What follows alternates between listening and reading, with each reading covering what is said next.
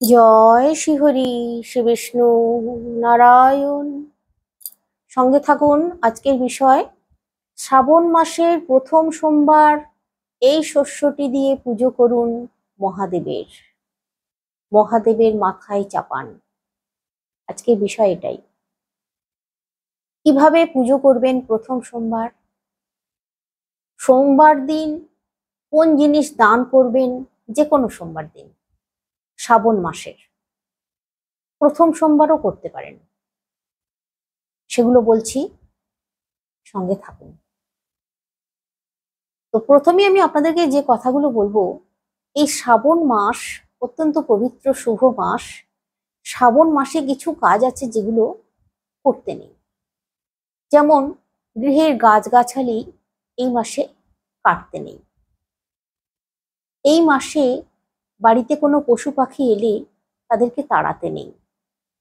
অনেকেই আছেন এই শ্রাবণ মাসের প্রতিটা সোমবারই পালন করেন, তাই এই শ্রাবণ মাসে ক্ষৌর কাজ করেন না।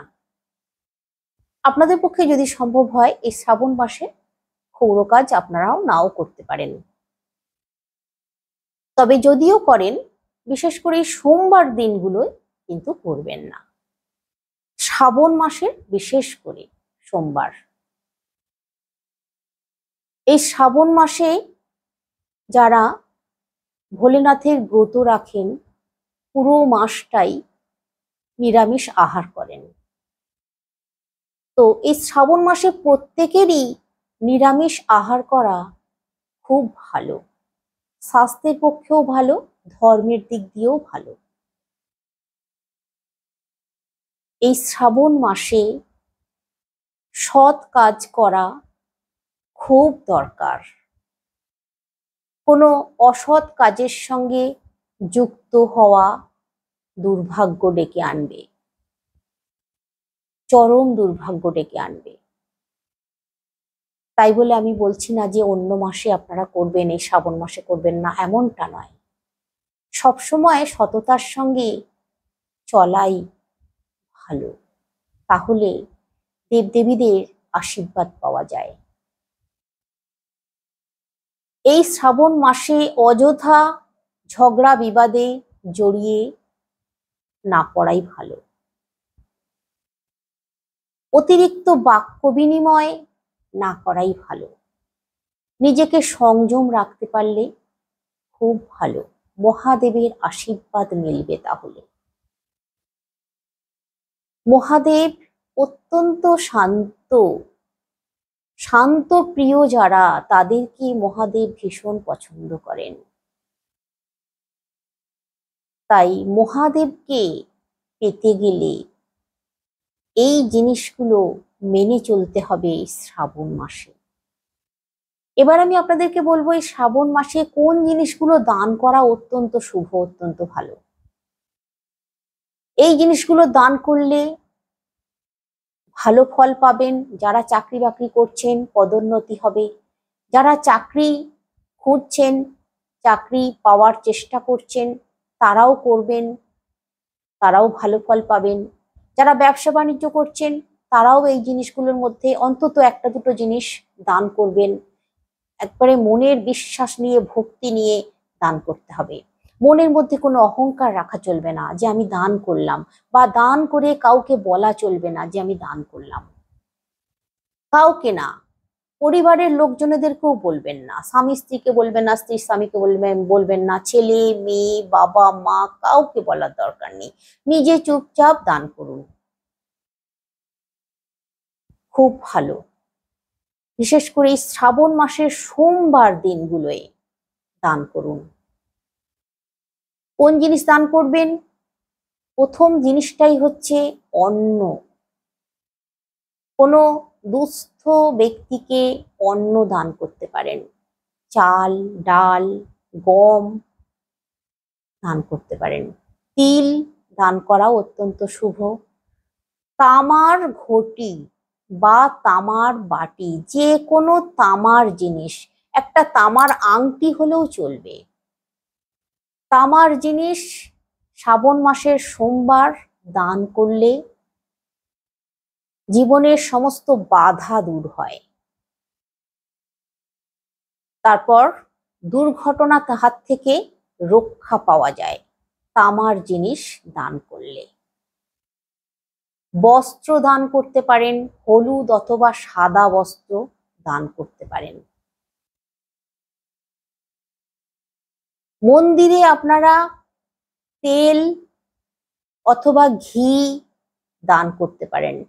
প্রদীপ, ধূপদানি এরকম ধরনের কোনো জিনিস, ঠাকুরের জিনিস দান করতে পারেন। এটা করলেও শুভ ফল পাবেন। কোনো শিব মন্দিরে আপনারা কিছু অর্থ দান করতে পারেন, এটা করলেও শুভ। কিন্তু যা কিছুই দান করুন না কেন কাউকে বলা চলবে না, আর নিজের মধ্যেও কোনো অহংকার আনা চলবে না। ভগবান ভোলেনাথ ঠিকই, কিন্তু উনি সবই তো জানতে পারবেন যে আপনি কি মনোভাব নিয়ে করছেন, কি কাজ করছেন। উনি অন্তর্যামী, তাই মনের মধ্যে কোনো অহমিকা নয়, উদার চিত্তে দান করুন, মুক্ত হস্তে দান করুন। এবার বলবো আপনাদেরকে শ্রাবণ মাসের প্রথম সোমবার কিভাবে পুজো করবেন। যারা শ্রাবণ মাসের 4টে সোমবারই বা যে কটা সোমবার পড়বে, 4টে অথবা 5টাও পড়ে যেতে পারে, শ্রাবণ মাসের প্রত্যেকটা সোমবার যারা ব্রত রাখবেন তারা কি করবেন সেটাও বলে দিচ্ছি, আর প্রথম সোমবার আপনারা কি করবেন সেটাও বলছি। প্রথম সোমবার অবশ্যই যারা ব্রত রাখবেন প্রতিটা সোমবারের, তারা এই কাজটা করুন। আর যারা ব্রত রাখবেন না, ভাবছেন যে 4টে-5টা সোমবার করতে পারবো না, তারা অন্তত যে কোনো একটা সোমবার পালন করবেন, তারাও এই নিয়মটাই পালন করবেন। তারা প্রথম সোমবার করতে পারেন, দ্বিতীয় সোমবার, তৃতীয় সোমবার, চতুর্থ সোমবার, যে কোনো সোমবার পালন করতে পারেন।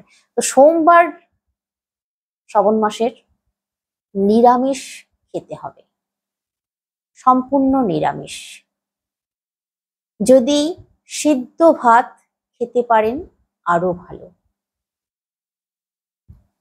তবে যদি ব্রত রাখেন তাহলে ভাত খাওয়া চলবে না। আগের দিন, রবিবার দিন সিদ্ধ ভাত খেয়ে থাকতে হবে। পরের দিন ভাত বা চালের দানা খাওয়া চলবে না। আপনারা পুজো করবেন কিভাবে? সকাল সকাল অবশ্যই ঘুম থেকে উঠে পড়তে হবে, বেলা 12টার আগে পুজো করে নিতে হবে। 8টা, 8:30, 9টাও সময়তেও পুজো করতে পারবেন, তবে যেন 12টার পরে না হয়ে যায় কোনো মতেই। স্নান সেরে নেবেন, শুদ্ধ বস্ত্র পরবেন, যেন ছেঁড়া ফাটা বস্ত্র না হয়, পরিষ্কার পরিচ্ছন্ন শুদ্ধ বস্ত্র। আসন পেতে বসবেন। আপনাদের বাড়িতে যদি মাতা পার্বতী, ভোলেনাথের পিকচার থাকে, যদি শিবলিঙ্গ থাকে তাহলে বাড়িতেই করুন, আর না হলে মন্দিরে যাবেন। আর যদি ভাবছেন যে শিবলিঙ্গ কিনে নিয়ে আসবেন, কিনে নিয়ে এসে পুজো করবেন, তাহলে তাও করতে পারেন। শিবলিঙ্গ অবশ্যই কালো শিবলিঙ্গ কিনবেন, যারা কিনবেন ভাবছেন। সাদা শিবলিঙ্গ কিনবেন না, সাদা শিবলিঙ্গ পুজো করতে নেই মেয়েদের। কালো শিবলিঙ্গ নিয়ে আসবেন, হাতের মাপে শিবলিঙ্গ নিয়ে আসবেন। যাদের বাড়িতে শিবলিঙ্গ আছে তারা এইভাবে পুজো করুন, যারা কিনে নিয়ে আসবেন তারাও এইভাবেই পুজো করুন। পঞ্চামৃত তৈরি করে নেবেন, দুধ, দই, ঘি, মধু, চিনি, বেলপাতা নেবেন। পরিষ্কার বেলপাতা নিতে হবে, ছেঁড়া ফুটি ফাটা এরকম বেলপাতা নিলে চলবে না, পরিষ্কার বেলপাতা নিতে হবে। যে কোনো একটা ফুল, আমি যে ফুলগুলোর কথা বলে দিচ্ছি সেই ফুলগুলোর মধ্যে অপরাজিতা সাদা অথবা নীল, কলকে ফুল, ধুতরা ফুল, আকন্দ ফুল, এই ফুলগুলোর মধ্যে যে কোনো একরকম ফুল জোগাড় করলেই হবে। বেলপাতা অবশ্যই জোগাড় করতে হবে। প্রথমে সাদা জল দিয়ে অভিষেক করে নেবেন, তারপর পঞ্চামৃত দিয়ে অভিষেক করাবেন, তারপর গঙ্গা জল দিয়ে ভালো করে স্নান করিয়ে জল ঝাড়িয়ে পাথরের মধ্যে আবার বসিয়ে পুজো করবেন। চন্দন লেপন করবেন, সাদা চন্দন অথবা লাল চন্দন লেপন করুন। তারপর আপনারা প্রথমেই বেল পাতা চাপিয়ে দেবেন ভোলেনাথের মাথায়। প্রসাদে আপনারা কি রাখবেন সেটাও বলে দিচ্ছি। বেলপাতা চাপাবেন, তারপর ফুল চাপাবেন। ওম নমঃ শিবায় নমঃ অবশ্যই 108 বার জপ করবেন, আর যখন মাথায় চাপাবেন তখন অবশ্যই ওম নমঃ শিবায় নমঃ জপ বলবেন। 5 রকম ফল জোগাড় করবেন, অবশ্যই 5 রকম না পারলে 3 রকম হলেও চলবে। মোমবাতি, ধূপ, প্রদীপ, পঞ্চপ্রদীপ দিয়ে আরতি করতে হবে। যদি আপনারা নির্জলা থাকতে পারেন থাকবেন, যদি নির্জলা থাকতে না পারেন ফল আহার করতে পারেন, ফল মিষ্টি খাওয়া চলবে, বা ময়দার জিনিস খেতে পারবেন। সাবু যদি মনে করছেন সাবু খেয়ে থাকবেন তাহলে সাবুও খেতে পারেন। আর যদি এই সাবু ফল এইসব খেয়ে থাকতে না পারেন তাহলে ময়দাটা খেতে পারবেন, কিন্তু চালের জিনিসটা খাওয়া চলবে না। প্রথম সোমবার। এবার আমি আপনাদেরকে বলবো, বেলপাতা চাপিয়েছেন, ফুল চাপিয়েছেন, জব জব জোগাড় করে নিতে হবে। দশকর্মার দোকানে জব কিনতে পাওয়া যায়, জব নিয়ে আসবেন অল্প একটু। জব যেন ভাঙা খাওয়া না হয়, গোটা গোটা দেখে জব নেবেন। 108টা জব নিতে পারেন। যদি মনে করছেন যে আপনার কোনো বিশেষ উদ্দেশ্য নিয়ে, বিশেষ কোনো মনস্কামনা নিয়ে করছেন, তাহলে 108টা জব চন্দনে একবার করে লাগিয়ে ওম নমঃ শিবায় নমঃ বলে একটা একটা করে ভোলেনাথের মাথায় চাপাবেন। যে কাজ করবেন ভাবছেন, কাজে সফল হবেনই হবেন মহাদেবের আশীর্বাদে, কিন্তু মনে বিশ্বাস নিয়ে করতে হবে, ভক্তি নিয়ে করতে হবে, নিষ্ঠার সঙ্গে করতে হবে। সফলতা আসবেই আসবে। যারা ব্যবসা বাণিজ্য করছেন, যারা চাকরি করছেন, যারা চাকরি পাবেন ভাবছেন, যারা পড়াশোনা করছেন, মাধ্যমিক দেবেন, উচ্চ মাধ্যমিক দেবেন, বিএ এমএ, যে যা পড়াশোনা করছেন তারাও করতে পারেন, সফল হবেনই হবেন। 108টা জব পরিষ্কার ভালো দেখে নিতে হবে। ওই জব একটা করে চন্দনে লাগিয়ে ভোলেনাথের মাথায় চাপাতে হবে, ওম নমঃ শিবায় নমঃ বলতে হবে 108 বার। একটা করে চাপাবেন, একবার করে বলবেন। এক মনে করতে হবে এটা। তো এই শস্যটা প্রথম সোমবার দিন করতে হবে। প্রথম সোমবার দিন জব দিতেই হবে ভোলেনাথকে। এরপর দ্বিতীয় সোমবার, তৃতীয় সোমবার কি কি দেওয়া যায় আমি আরো তথ্য জোগাড় করি, আমি আপনাদেরকে সমস্ত জানিয়ে দেবো। কি করলে ভালো হবে সমস্ত কিছু আমি জানিয়ে দেবো পরের ভিডিওর মাধ্যমে, সঙ্গে থাকবেন। তো আপনারা ওইভাবে করুন পুজো।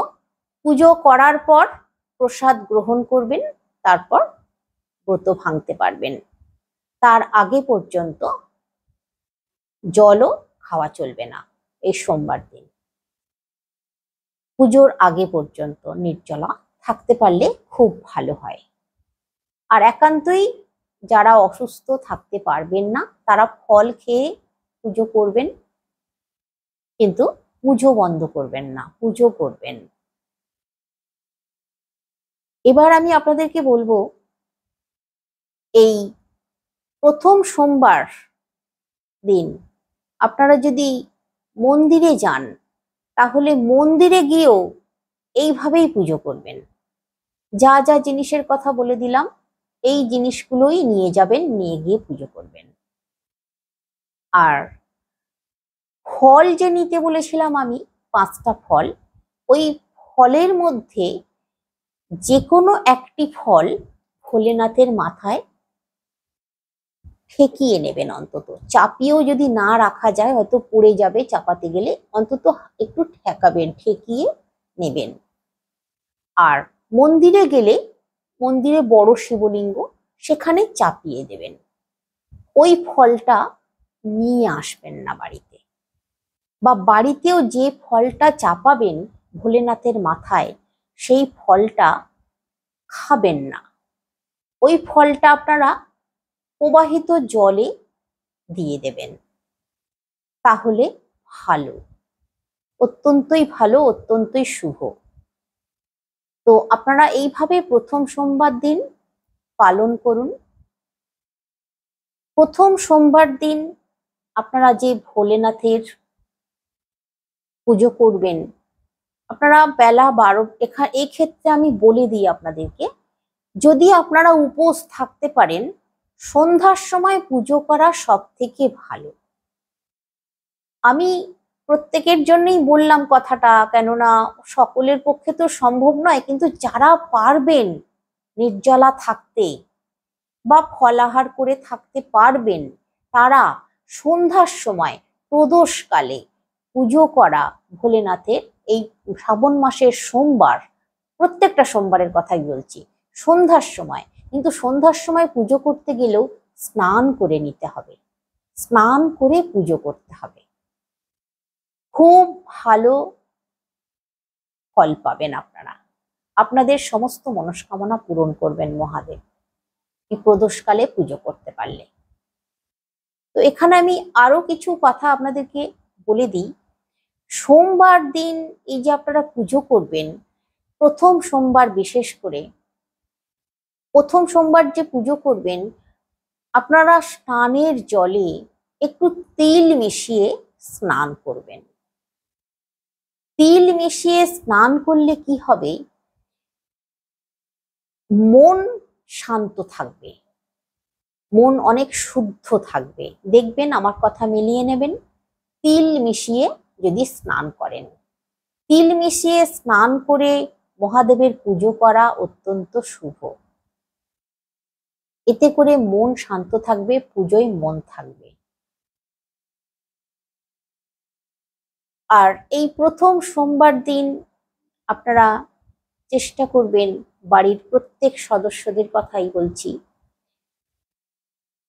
ক্ষৌর কর্ম করবেন না, বা কোনো জিনিস সাবান সোডা কাচাকাচি করবেন না।